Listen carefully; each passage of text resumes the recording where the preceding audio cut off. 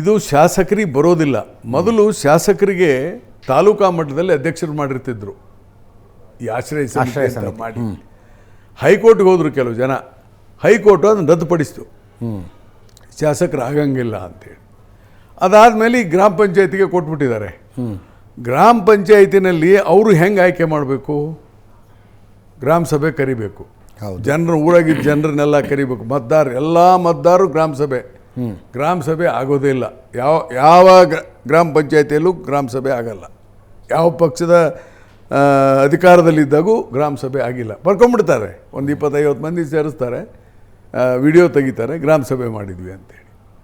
ಆಮೇಲೆ ಏನಾಗುತ್ತೆ, ಫಲಾನುಭವಿಗಳನ್ನು ಜಾಸ್ತಿ ಇದ್ದಲ್ಲಿ, ಈ ಮನೆ 100 ಇದೆ ಅಂತ ಇಟ್ಕೊಳ್ಳಿ, ಅಲ್ಲಿ 150 ಅಪ್ಲಿಕೇಶನ್ ಇದ್ದರೆ ಲಾಟ್ರಿ ತೆಗಿಬೇಕು. ಲಾಟ್ರಿ ತೆಗಿಲೇಬೇಕದು ಕಡ್ಡಾಯ. ನಾನೇ ಹೌಸಿಂಗ್ ಮಿನಿಸ್ಟರ್ ಇದ್ದೆ 1994 ಅದನ್ನು ನಾವು ಮ್ಯಾಂಡೇಟ್ರಿ ಮಾಡಿದ್ದೇವೆ. ಲಾಟ್ರಿ ತೆಗೆದು ಯಾರೂ ಲಾಟ್ರಿ ಮಾಡಲ್ಲ. ಲಾಟ್ರಿ ಮಾಡಿದ್ವಿ ಅಂತ ಬರ್ಕೊಂಡ್ಬಿಡ್ತಾರೆ.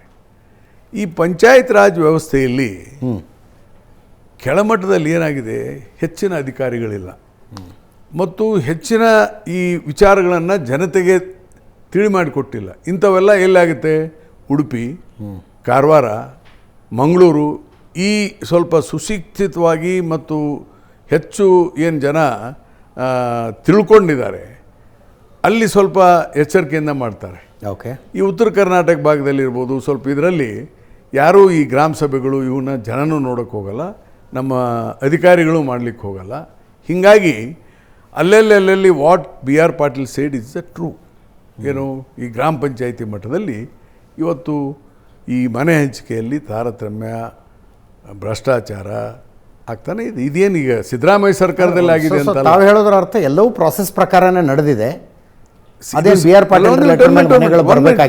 ಕಂಪ್ಲೀಟ್ ಇದು ಸಿದ್ದರಾಮಯ್ಯ ಸರ್ಕಾರದಲ್ಲೇ ಆಗಿದೆ ಅಂತಲ್ಲ, ಹಿಂದಿನ ಎಲ್ಲ ಸರ್ಕಾರದಿಂದನೂ ಇದೇ ಥರ ನಡ್ಕೊಂಡು ಬಂದಿದೆ, ಹೊಸದೇನಲ್ಲ.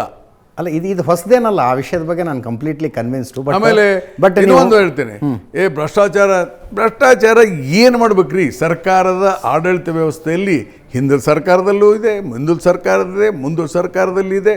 ಇದಕ್ಕೆ ಕಡಿವಾಣ ಹಾಕಲಿಕ್ಕೆ ಪ್ರಯತ್ನಗಳು ನಡಿಬೇಕಾಗಿದೆ ಹೊರತು ಇದು ಸುಮ್ಮನೆ ನಾವು ಅವ್ರನ್ನ ಬೈಯೋದು, ಅವ್ರು ನಮ್ಮನ್ನು ಬೈಯೋದು.